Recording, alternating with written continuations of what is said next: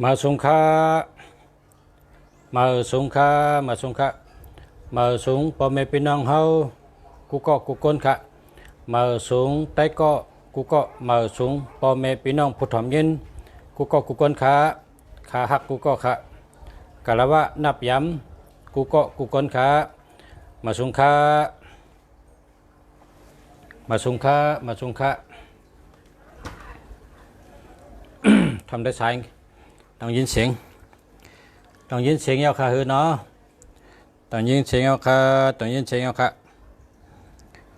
ต้องยินเสียงเอาค่ะพอได้ยินเสียงเอาก็ติดลัดลองคอหามเกาคอเนื้อเฮินนะครับคอหามเกาคอเนื้อเฮินติดลัดลองได้ค่ะเพราะว่าได้ยินเสียงก็เต็มมาอีกหนึ่งค่ะต้องได้ยินเสียงเอาค่ะต้องได้ยินเสียงเอาค่ะ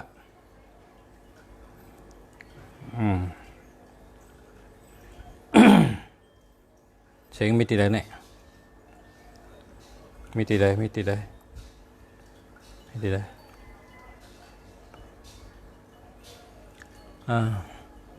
มาส่งค่าจังได้ยินเสียงเอาค่ะยินแล้วค่ะอ๋อยินจอมค่ะ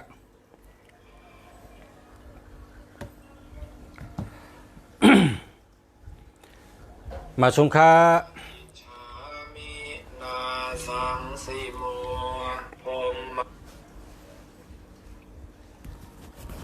ค่ามาส่งค่าค่ะเหมือนสงค่าสองเป็นลุงจ๋าค่ะเนี่ยแม่นใครกำแทง15 นาทีประชาขึ้นโทรหาน่ะเพราะว่าประชาตึกไทยทอดสดค่ะค่ะมาส่งค่ะ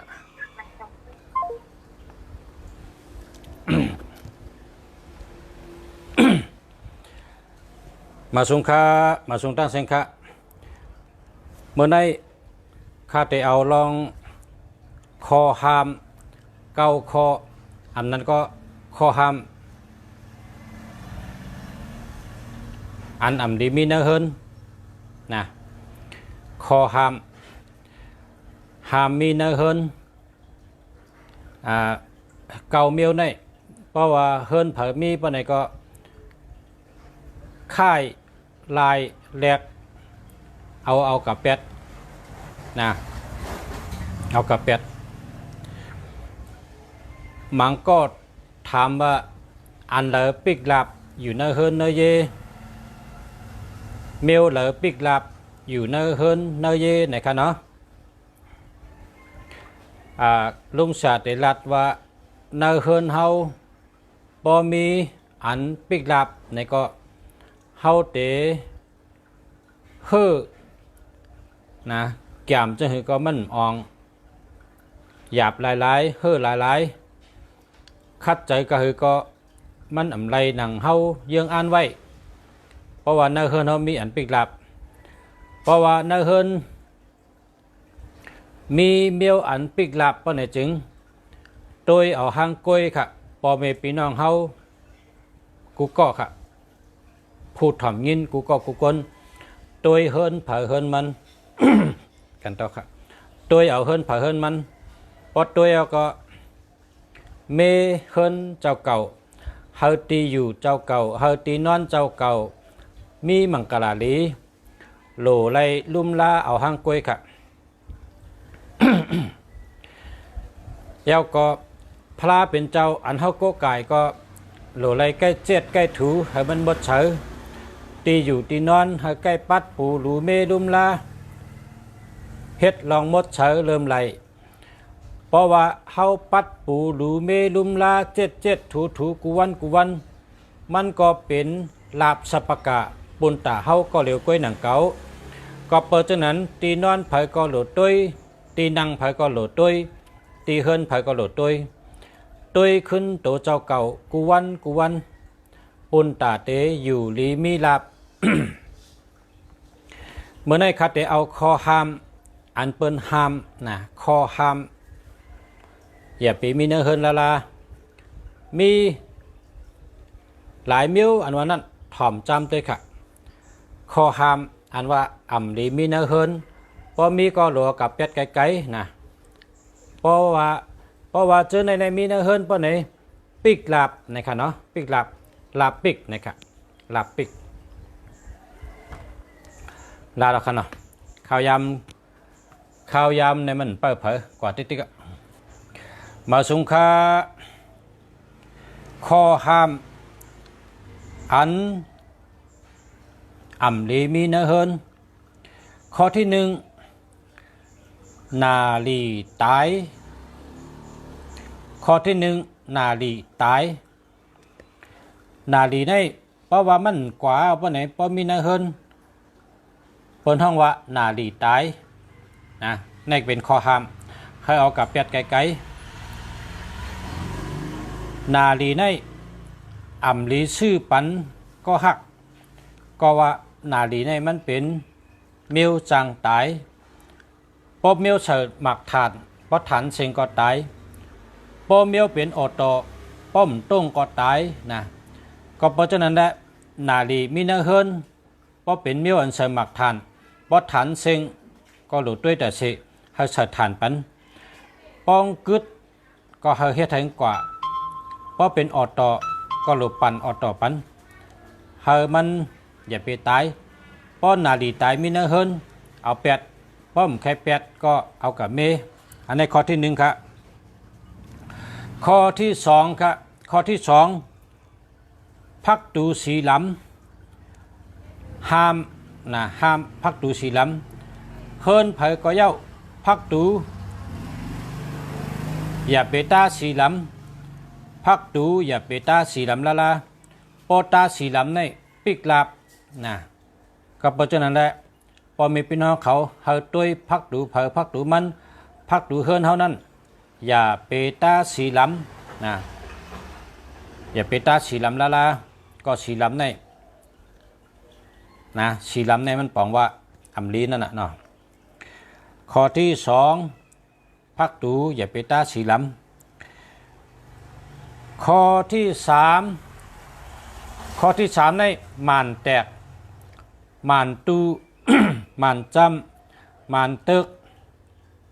มานปาดจะเพิ่นมานที่ไหนก็เยอะเพราะว่ามันเป็นมานแตกเพื่อนไหนดีละอันนี้เอาแปดครับ ข้อที่สี่วานแตกหม้อแตกกั้นผ้าแตก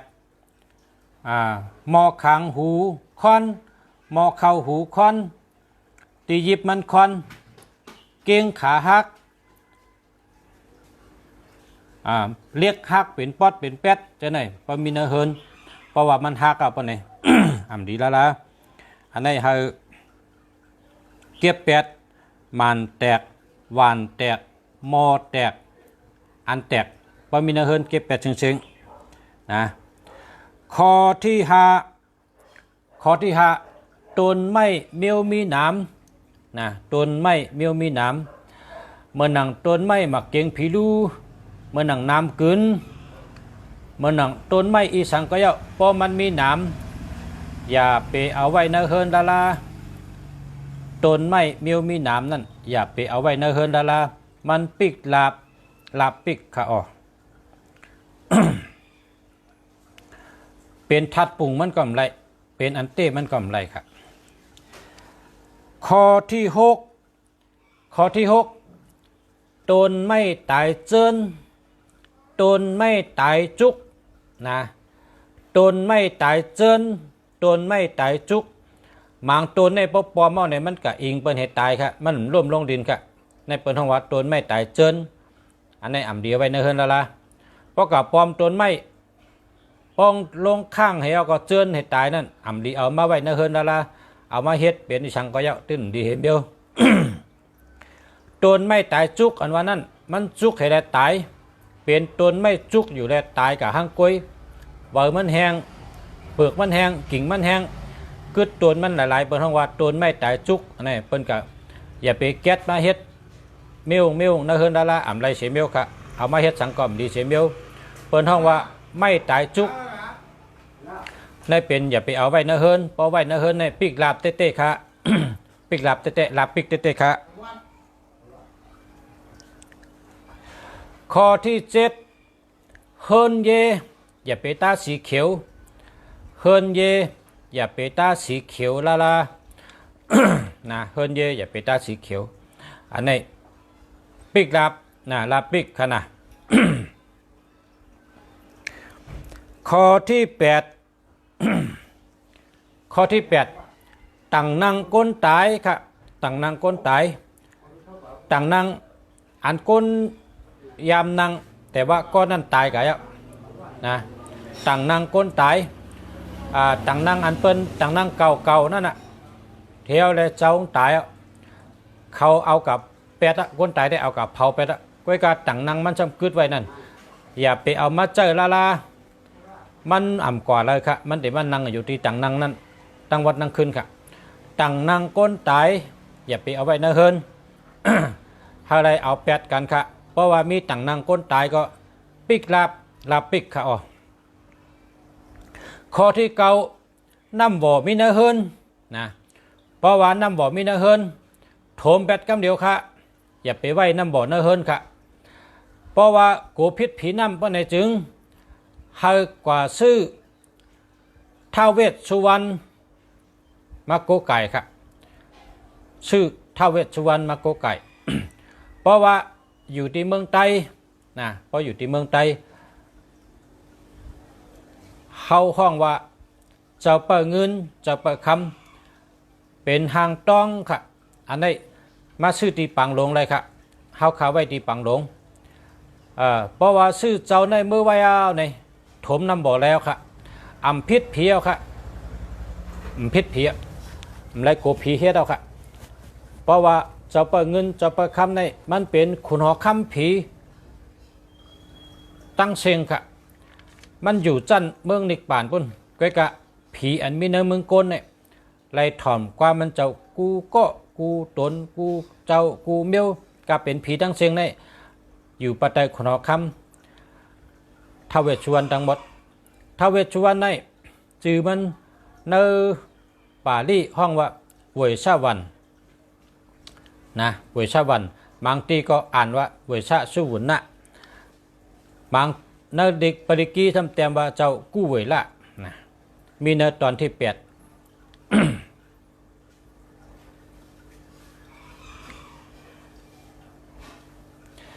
อันนั้นบอกว่าเฮินเนอเฮินมีน้ำบ่อเพราะในจึงเฮาทม8นะเนอเฮินอย่าไปมีน้ำกะนะเนอเฮินอย่าไปมีน้ำ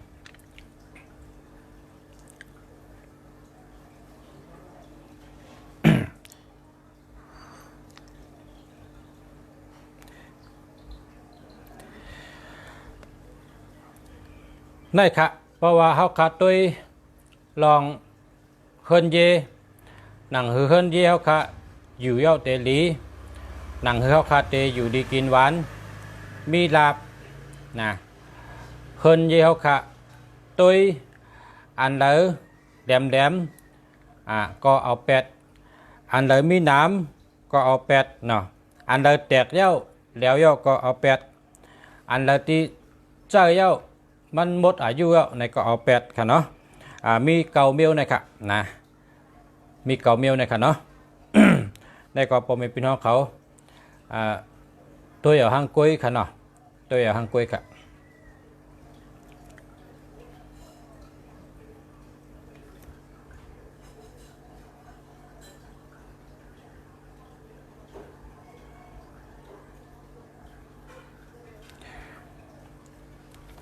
เมื่อได้อ่านคอหามเนอเฮินเก่าขอเมียวอันปิกลาบเมียวอันลาบปิกอย่าไปมีเนอเฮินพอมีก็ให้เอา8เทนะครับเนาะคำในซ้ำมาสงคาสืบเสียในเตลัดลองหมายพง3อันหมายพงในอันดีเจอร์ในอันดีเจอร์ในมีนำหนักก้อยการเมื่อในคาเตลัด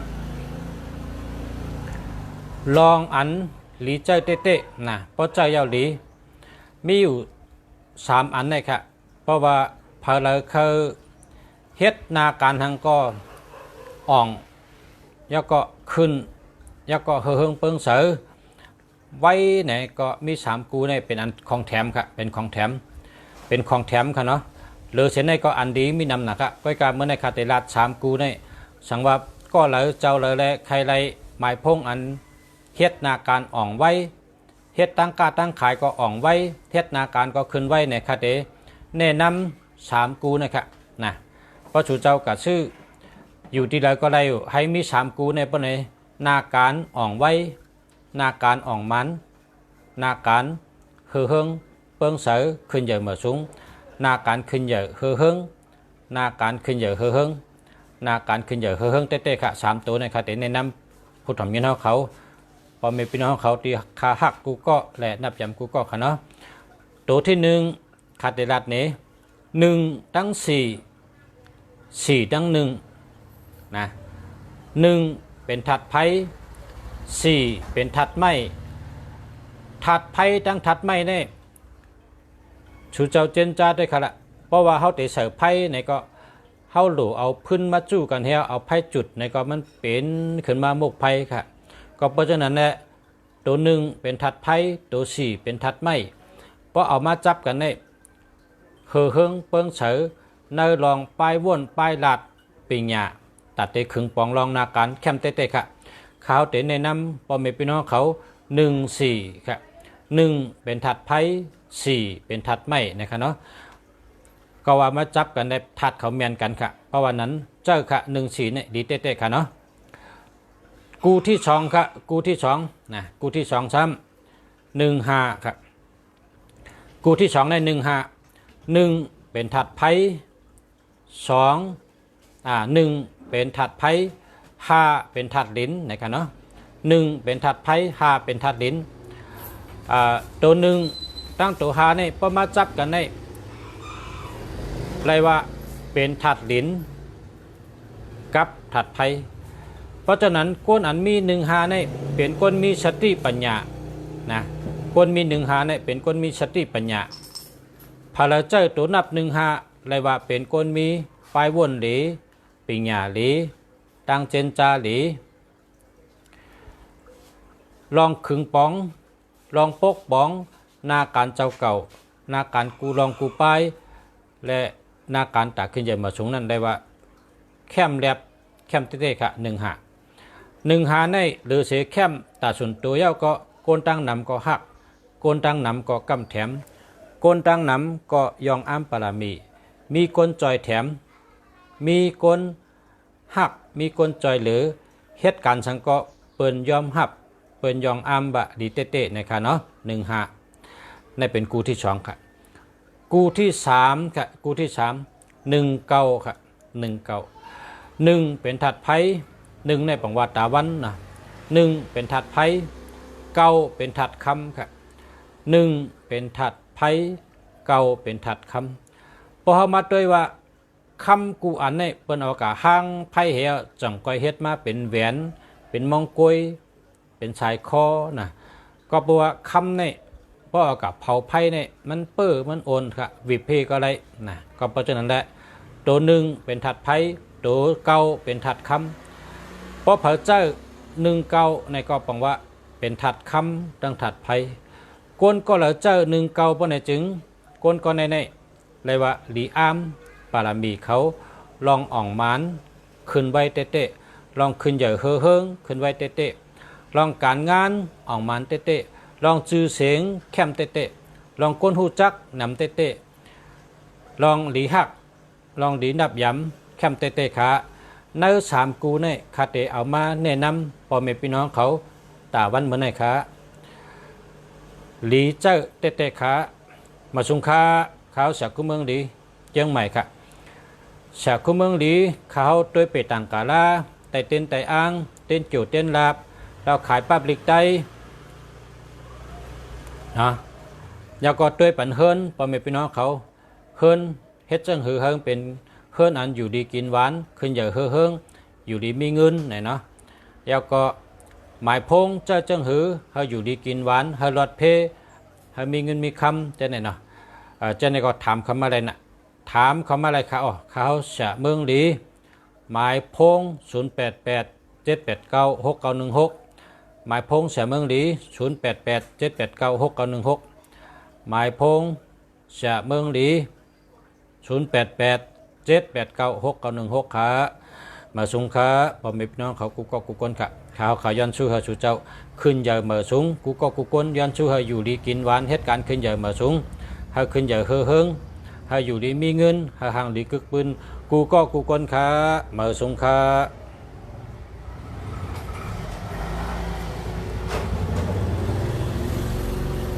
อันเต็มถามมาหมายพงนั้นขาดแต่ด้วยปานุกำขาดเต็มตับนะ